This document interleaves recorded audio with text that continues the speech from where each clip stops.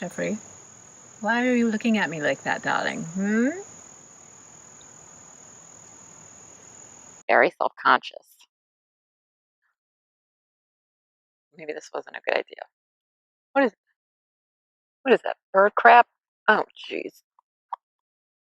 Probably shouldn't be using my hands. Well, hey guys, and welcome back to Books Yada Yada. What is going on with this shirt? Shouldn't have hung it because now I've got shoulder nipples. I have a Muppet on my head.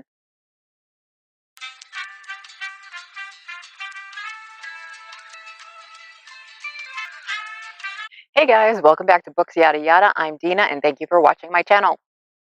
So what I have for you today is my September wrap-up. It's already the end of September. What the heck is going on, you guys? This is crazy. So I've got my wrap-up, and I also am going to talk about some things I've learned about having a Booktube channel and what it has taught me. So the first thing we're going to talk about is some of my top picks out of my wrap-up.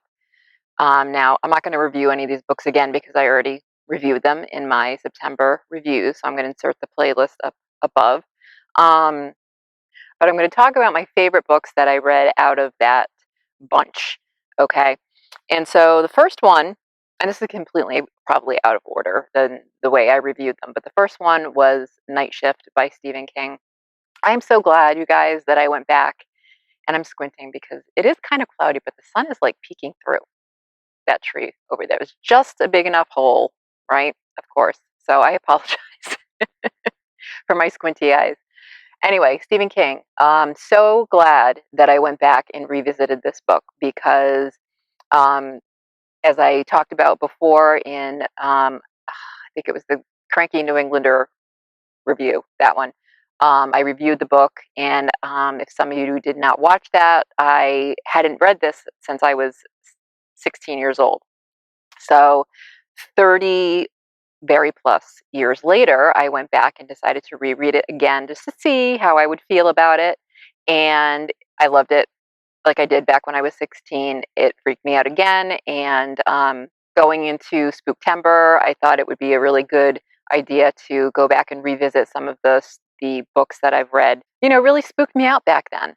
And you know, I'm chewing gum again. I've completely segued into something completely different, and it has nothing to do with this. But I'm a habitual gum chewer. I'm like what's her name, Violet Beauregard from Charlie and the Chocolate Factory. I should just take it out and tuck it behind my ear, like she did. I can't do that. If you see something white floating around my mouth, it's just gum. So I loved this. It was great. And if you have not read it, it is the first collection of short stories that Stephen King published. And most of the stories, I think all of the stories, were written in the early 70s. This book came out in 1978. So most of them were published in men's magazines and then later on compiled into this short stories collection. So highly recommend that one. My other favorite was this one, The Museum of Dr. Moses by Joyce Carol Oates. Now, this one I never read before, but I loved it. So again, going into the Halloween season, if you guys haven't read anything by her, I would definitely recommend reading some of Joyce Carol Oates, whether it's short stories or one of her books. And I cannot think of the name of a particular book off the top of my head. That's creepy. But she is just a diverse writer, and this one is it's called The Museum of Dr. Moses, Tales of Mystery and Suspense, and it definitely is that, but it also has some really horror, freaky, a little gory stuff going on in here. So this was definitely another favorite of mine. So I would check it out if you guys are able to. Another book that was one of my favorites, which was not a scary book at all, but it was a book I'd been wanting to read for a long time, was One More Thing by B.J. Novak, and I'm going to insert a picture of it up here. That one was great if you need to laugh, and we all need to laugh, right? Everybody just needs to laugh. especially now. You will laugh out loud with that book. So that was definitely another of my favorites that I read this month. Um, Sticky Fingers Volume 5. That was a creepy collection of short stories that I reviewed again back in, again, if you look through my September playlist, you'll see all of these reviews. That one was awesome. It's available on Amazon Kindle Unlimited. And if you have Hoopla, you can do the audio. And I just found out that Hoopla um, also has volume 6 now. So you can at least get, if you do audiobooks and you like to read and listen like I do, you can do volume 6 as well. And it wasn't there before, but it is now. So volume 5 and volume 6 of Sticky Fingers are both on Hoopla. So if your library participates with Hoopla, check that out because they are really, really great stories that are suspenseful, that are thrillery, that have that are injected with dark comedic humor. And JT Lawrence is just a great writer. She is fantastic. And I kind of went back and read some of her other short stories because I really fell in love with her writing. And she's a pretty cool chick. And I was reading some stuff about her that I might talk about later or down the road if I review any more of her books. So there were some bonus books that I included in my TBR because I ended up finishing my TBR early on. I would say mid-month, I think I read all of the books. Another one was Under the Water by Paul Penn. And I'm going to mention this one again, and I just did in my last video, which was the Hispanic Latinx Booktuber Tag. And I just wanted to mention this book because it was not on my TBR. It was a book that I read just because I was, celebrating Hispanic Heritage Month, and I wanted to read some more of his work. And I'm so glad that I did because that was a phenomenal book, and I did review it. I gave a brief review of it in my last video, so check that out. Now it looks like it's going to rain, so I better wrap this up pretty quick. So those are my favorites. I did have one that I didn't end up reviewing, and I totally forgot about, but I did read it towards the beginning of the month, and that was A Bone to Pick by Melinda Lee. And that was from the Widow's Island novella series. So that one was very good. It picked up where the first one left off. So if any of you have read that series at all, you have a pair of best friends who one has remained on the island, the other has gone off and joined the FBI, and then she returns 10 years later. And the first book, they, solve a murder, of course, and they're working together. And then in the second book, again, murder happens. And what I love about these books is that they are, they're novellas, so they're maybe 2 hour read at the most. But what I love about them is that they hook you right away. And they're labeled romantic suspense. I don't find them to be too romantic. I find them to be more just suspenseful and more of a mystery read than anything else. But as you go along through this second book, you have um, some fireworks building between one of the main characters and the forest ranger. So they're definitely more of a lighter mystery. And in this particular book, a artist is found dead, and now they have to solve this crime and find out who killed this artist. And apparently, he was painting nudes of a lot of the women on this tiny little island called Widow's Island, and a lot of the husbands were not very happy about it.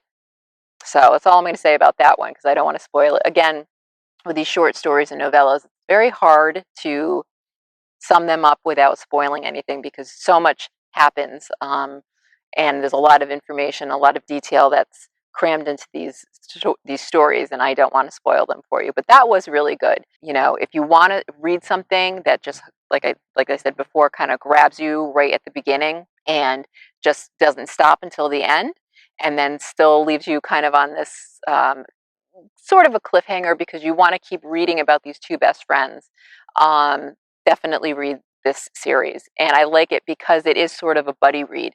So if you have, a friend that you like to read the same books together, this is a good one to do that with because, maybe you don't have a lot of time to read a whole book and you want to do some novellas. This is a great one to do it because it does tell the story of um, these two women who were best friends and had sort of resumed their friendship all over again. So, Bone to Pick, Melinda Lee, part of the Widow's Island novella collection. Good read. Okay, so I wanted to talk about what I've learned so far in doing my BookTube channel and the changes I think that I'm going to be making. They're not major changes. You know that you really don't know what you're going to expect from me each time you click on my videos, right? But basically, what I've learned so far is that I am not going to set myself up for not failure, but being totally overwhelmed, which is what I did in August when I first started my channel. I had a mammoth TBR and I got through all of them, but I am a mood reader, you guys. And I think I've mentioned this before. So I had a very difficult time going through all of those books because there were moments when I'm like, oh man, I have to read this one. Oh, you know what I mean? And I didn't really want to read. I wasn't in the mood for that book. And I put it on my TBR. And once I say I'm going to do something, I'm going to do it, right? I'm just one of those those types of people.